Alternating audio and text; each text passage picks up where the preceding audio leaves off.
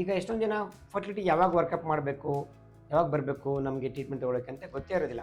ಸುಮ್ಮನೆ ಮದುವೆ ಆಗ್ತಾರೆ, ಟ್ರೈ ಮಾಡ್ತಾ ಇರ್ತಾರೆ, ಮಕ್ಕಳು ಆಗದೇ ಇದ್ದರೆ 5 ವರ್ಷ 8 ವರ್ಷ ಅಂತ ಬರ್ತಾರೆ.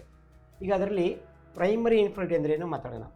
ಪ್ರೈಮರಿ ಅಂದ್ರೇನು, ಈಗ ಮದುವೆ ಆಗಿ ಸತತವಾಗಿ 1 ವರ್ಷ ಪ್ರಯತ್ನ ಪಟ್ಟು ಮಕ್ಕಳಾಗದೇ ಇದ್ದರೆ, ಆಮೇಲೆ ನಿಮಗೆ ಮಕ್ಕಳಾಗಿದ್ದರೆ ಅವ್ರಿಗೆ ಪ್ರೈಮರಿ ಇನ್ಫರ್ಟಿಲಿಟಿ ಅಂದರೆ ಯಾವುದೇ ರೀತಿ ಅಬಾರ್ಷನ್ ಆಗದೆ ಮತ್ತು ಯಾವುದೇ ರೀತಿ ಮಕ್ಕಳು ಆಗದೆ ಬರೋರಿಗೆ ಪ್ರೈಮರಿ ಇನ್ಫರ್ಟಿಲಿಟಿ ಅಂದ್ರೇನು, ಬೇಸಿಕ್ಲಿ ಯಾವತ್ತೂ ಕನ್ಸೀವ್ ಆಗಿರಲ್ಲ ಅವರು, ಅದನ್ನು ಪ್ರೈಮರಿ ಇನ್ಫರ್ಟಿಲಿಟಿ ಅಂತಾರೆ.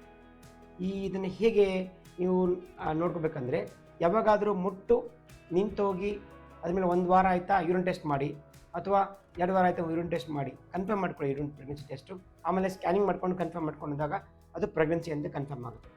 ಬಟ್ ಎಷ್ಟೊಂದು ಸಲ ನಮಗೆ ಬಯೋಕೆಮಿಕಲಿ ಪಾಸಿಟಿವ್ ಬರದೇ ಇದೆ, ಅಂದ್ರೇನು, ಎಷ್ಟೊಂದು ಸಲ 1.5 ತಿಂಗಳಾಗುತ್ತೆ, ಮುಟ್ಟು ನಿಂತೋಗುತ್ತೆ, ಆಮೇಲೆ ಸಡನ್ನಾಗಿ ಪೀರಿಯಡ್ ಬರುತ್ತೆ, ಅದೆಲ್ಲ ಕನ್ಸಿಡರ್ ಇಲ್ಲ, ಪ್ರೆಗ್ನೆನ್ಸಿ ಪಾಸಿಟಿವ್ ಆಗೋದಿಲ್ಲ. ಅದು ಯಾವಾಗ ನಿಮಗೆ ಪ್ರೈಮರಿ ಇನ್ಫರ್ಟಿಲಿಟಿ ಅಂದರೆ, ನೀವು ಒಂದು ಸಲಿನೂ ಪ್ರೆಗ್ನೆನ್ಸಿ ಆಗಿರಬಾರ್ದು ಮತ್ತು ಯಾವುದೇ ರೀತಿ ಸ್ಕ್ಯಾನಿಂಗಲ್ಲೂ ರಿಪೋರ್ಟ್ಸಲ್ಲೂ ಪ್ರೆಗ್ನೆನ್ಸಿ ಅಂತ ತೋರಿಸಿರಬಾರ್ದು, ಅಂಥವ್ರಿಗೆ ಪ್ರೈಮರಿ ಇನ್ಫರ್ಟಿಲಿಟಿ ಅಂತ.